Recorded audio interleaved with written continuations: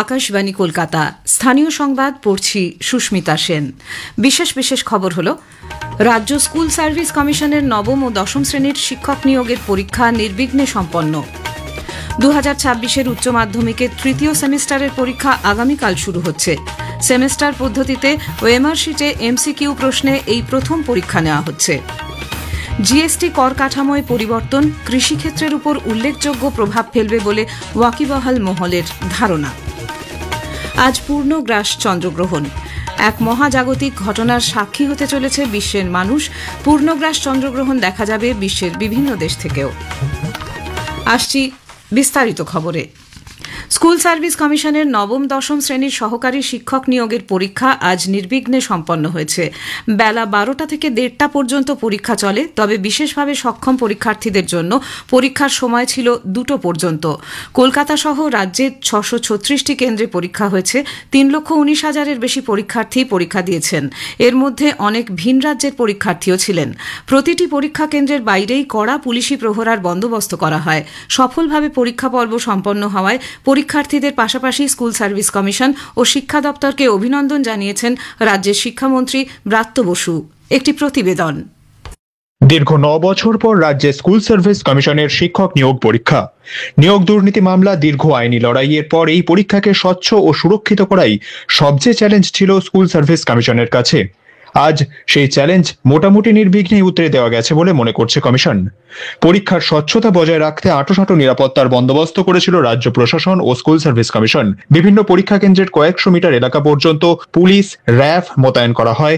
পরীক্ষার্থীদের নথি ভালোভাবে যাচাই করে পরীক্ষা কেন্দ্রে ঢোকানো হয়। প্রশ্ন ফাঁস আটকাতে প্রশ্নপত্রে ছিল বিশেষ সুরক্ষার ব্যবস্থা। এর পাশাপাশি স্বচ্ছতার প্রশ্নে পরীক্ষার পর ওএমআর সিটের কার্বন কপিও পরীক্ষার্থীদের দেওয়া হয়।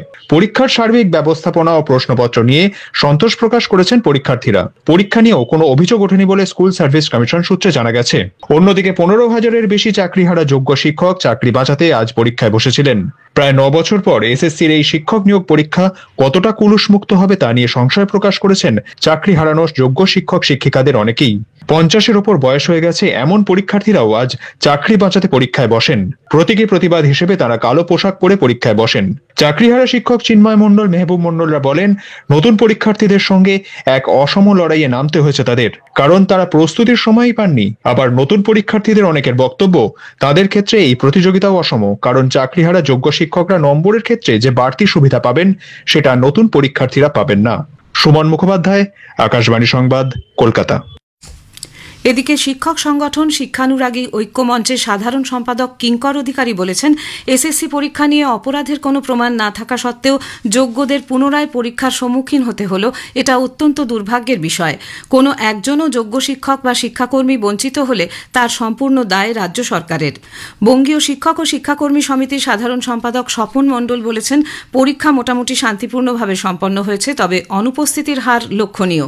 এই পরীক্ষার ভবিষ্যৎ নিয়ে অনেকেই অনিশ্চিত থাকার কারণেই হয়তো এই ঘটনা ঘটেছে। 2026-এর উচ্চ মাধ্যমিকের তৃতীয় সেমিস্টারের পরীক্ষা আগামীকাল শুরু হচ্ছে। সেমিস্টার পদ্ধতিতে ওএমআর শিটে এমসিকিউ প্রশ্নে এই প্রথম পরীক্ষা নেওয়া হচ্ছে। এবার পরীক্ষার্থীর সংখ্যা 6,60,000। এবছর ছাত্রদের থেকে ছাত্রীদের সংখ্যা প্রায় 79,582 জন বেশি। পরীক্ষার্থীদের মধ্যে ছাত্রদের হার 43.97%, ছাত্রীদের হার 56.03%। 8 তারিখ থেকে পরীক্ষা শুরু হয়ে চলবে 22 তারিখ পর্যন্ত। সকাল 10টা থেকে 11:15 পর্যন্ত পরীক্ষা চলবে। সঙ্গীত, দৃশ্যকলা ও বৃত্তিমূলক বিষয়ের পরীক্ষা চলবে 10টা থেকে 10:45 পর্যন্ত। গোটা রাজ্যে মোট 122টি পরীক্ষা কেন্দ্রকে স্পর্শকাতর হিসেবে চিহ্নিত করা হয়েছে। অন্য বছরের মতো এবছরও বাংলা, ইংরেজি, হিন্দি ও অলচিকি এই 4 ভাষায় প্রশ্নপত্র হচ্ছে। উল্লেখ্য, সেপ্টেম্বরের পরে মার্চে ফের উচ্চ মাধ্যমিকের চতুর্থ সেমিস্টারের পরীক্ষা। 2টি পরীক্ষার প্রাপ্ত নম্বরের যোগফলেই উচ্চ মাধ্যমিকের ফাইনাল রেজাল্ট দেওয়া হবে। জিএসটি কর কাঠামোয় যে বড় পরিবর্তনের ঘোষণা করা হয়েছে, আগামী 22 তারিখ থেকে তা কার্যকর হতে চলেছে। এই পরিবর্তন কৃষিক্ষেত্রের উপর উল্লেখযোগ্য প্রভাব ফেলবে বলে মনে করছে সংশ্লিষ্ট মহল। একটি প্রতিবেদন। কেন্দ্রীয় কৃষি ও গ্রামোন্নয়ন মন্ত্রী শিবরাজ সিং চৌহান বলেছেন, নতুন পরিবর্তিত জিএসটি হার কৃষি ক্ষেত্রের ওপর উল্লেখযোগ্যভাবে প্রভাব ফেলবে। বর্ধমানের পূর্বস্থলীর কৃষক রফিকুল আলম সাহানা জানালেন, কৃষি সরঞ্জামের দাম কমায় তাদের লাভ হবে। ভবিষ্যতে সরকার জৈব সারে ভর্তুকির পরিমাণ বাড়াবে বলেও তিনি আশা প্রকাশ করেন। কেন্দ্রীয় সরকার বা রাজ্য সরকার এরা মিলে যে জিএসটি কমিয়েছে জৈব সারের উপর, একই সঙ্গে কৃষি যন্ত্রপাতির উপর, আমি আশা করব চাষিরা যাতে আরো বেশি বেশি জৈব সারে আগ্রহী হয়, তার জন্য যে ভর্তুকি কেমিক্যাল ফার্টিলাইজারে দিচ্ছেন সেই ভর্তুকিটা জৈব সারের উপর দেওয়া হোক, যাতে মানুষ জৈব সারে আরো বেশি উৎসাহী হয় এবং তাতে পরিবেশ দূষণমুক্ত হয়, মানুষের স্বাস্থ্য ভালো হয়, প্রকৃতির স্বাস্থ্য ভালো হয়। অন্যদিকে নদিয়া জেলার বীরপুরের কৃষক মনিবার রহমান কৃষি সরঞ্জাম ও জৈব সারে জিএসটি কমানো কেন্দ্রীয় সরকারের এক যুগান্তকারী সিদ্ধান্ত বলে মনে করেন। কেন্দ্র সরকারের জিএসটি কমাতে ক্ষুদ্র চাষি এবং বৃহৎ চাষি সবারই লাভবান হয়েছে, যেমন জৈব সারের দাম কমেছে, তারপর ট্র্যাক্টরের দাম কমেছে, এতে আমরা প্রচন্ড উপকৃত হয়েছি। এটা যুগান্তকারী সিদ্ধান্ত সরকারের। জৈব সারের দাম কমাতে আমাদের উপকার হয়েছে বলছে, রাসায়নিক সার দেওয়াতে জমিগুলো সব ক্ষতি হচ্ছে, বিশাল ক্ষতি হচ্ছে চাষ। এই জৈব সারের দাম কমাতে আমাদের সুবিধা হয়েছে এটাই। কাশফির নাহার, আকাশবাণী সংবাদ, কলকাতা। স্থানীয় সংবাদ শুনছেন আকাশবাণী কলকাতা কেন্দ্র থেকে।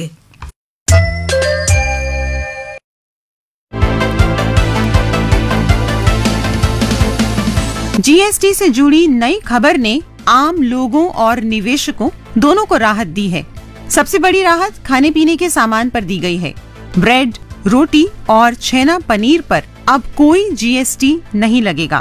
इसके अलावा 33 जरूरी दवाइयों के दाम कम कर दिए गए हैं, जिससे इलाज का खर्च भी घटेगा। लाइफ इंश्योरेंस पर भी पूरी तरह जीएसटी छूट दी गई है, जिससे पॉलिसी खरीदना अब और सस्ता हो जाएगा। छोटी कारों और 350 सीसी तक की बाइक पर जीएसटी 28% से घटाकर 18% कर दिया गया है। इसका मतलब है कि गाड़ी या बाइक खरीदने का सपना अब पहले से सस्ता हो सकता है।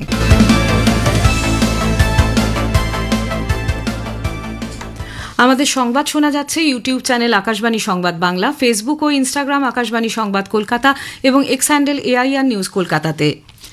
আজ পূর্ণগ্রাস চন্দ্রগ্রহণ। পৃথিবীর বিভিন্ন প্রান্ত থেকে এই পূর্ণগ্রাস চন্দ্রগ্রহণ প্রত্যক্ষ করা যাবে।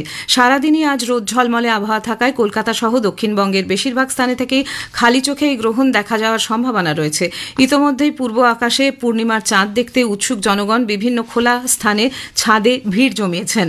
বিড়লা শিল্প ও কারিগরি সংগ্রহশালায় সন্ধে থেকেই শুরু হয়েছে বিভিন্ন কর্মসূচি।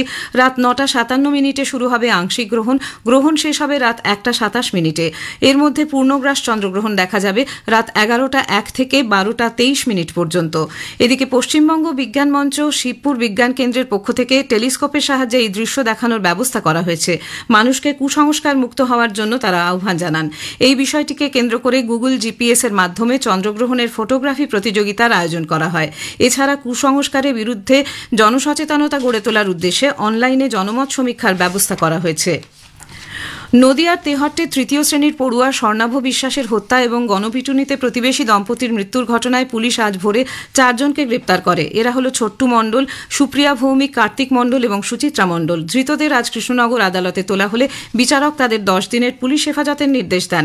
উল্লেখ্য, গতকাল সকালে নদিয়ার তেহট্ট থানা এলাকার নিশ্চিন্দপুরের একটি পুকুর থেকে বছর 8 স্বর্ণাভর মৃতদেহ উদ্ধার হয়েছিল। গ্রামবাসীরা অপহরণ ও খুনের অভিযোগ তুলে প্রতিবেশী একটি পরিবারের 3 জনকে গণপ্রহার করলে উৎপল মণ্ডল ও তার স্ত্রী সোমা মণ্ডলের মৃত্যু হয়। কেন্দ্রীয় শিক্ষা প্রতিমন্ত্রী সুকান্ত মজুমদার মালদার চাঁচল কলেজে রবীন্দ্রনাথ ঠাকুরের ছবি পোড়ানোর চেষ্টার নিন্দা করেছেন। এক্স হ্যান্ডেলে তিনি অভিযোগ করেন, চাঁচল কলেজ প্রাঙ্গণে তৃণমূল কংগ্রেস ছাত্র পরিষদের এক নেতা প্রকাশ্যে রবীন্দ্রনাথ ঠাকুরের ছবি পুড়িয়ে দেওয়ার অপচেষ্টা চালিয়েছে। এই ঘটনা শুধু বাঙালি সমাজকে মর্মাহত নয়, বাঙালিদের মাথা নত করে দেয়। উত্তরবঙ্গের আরও 3টি সাংগঠনিক জেলায় সংগঠনের রদবদল করল তৃণমূল কংগ্রেস। দলের তরফে আজ দার্জিলিং, সমতল, উত্তর দিনাজপুর ও মালদা জেলার নতুন পদাধিকারীদের নাম ঘোষণা করা হয়েছে। উল্লেখ্য, এর আগে গত 26শে আগস্ট জলপাইগুড়ি, আলিপুরদুয়ার ও কোচবিহার জেলা দিয়ে তৃণমূল কংগ্রেসের এই সাংগঠনিক রদবদলের প্রক্রিয়া শুরু হয়। পূর্ব মেদিনীপুরের নন্দীগ্রাম 2 নম্বর ব্লকের বয়ালে, মঙ্গলচক, নারায়ণচক, চিরঞ্জীপুর সমবায় সমিতির ভোটে বড় ব্যবধানে জয়ী হল বিজেপি। মোট আসন সংখ্যা ছিল 42। বিজেপি জয়ী হয়েছে 35টি আসনে, তৃণমূল কংগ্রেস জয়ী হয়েছে 7টি আসনে। শেষ করার আগে স্থানীয় সংবাদের বিশেষ কিছু অংশ আরেকবার। রাজ্য স্কুল সার্ভিস কমিশনের নবম ও দশম শ্রেণীর শিক্ষক নিয়োগের পরীক্ষা নির্বিঘ্নে সম্পন্ন। 2026-এর উচ্চ মাধ্যমিকের তৃতীয় সেমিস্টারের পরীক্ষা আগামীকাল শুরু হচ্ছে। সেমিস্টার পদ্ধতিতে ওএমআর শিটে এমসিকিউ প্রশ্নে এই প্রথম পরীক্ষা নেওয়া হচ্ছে। স্থানীয় সংবাদ শেষ হলো। এরপর খেলার খবর 8:10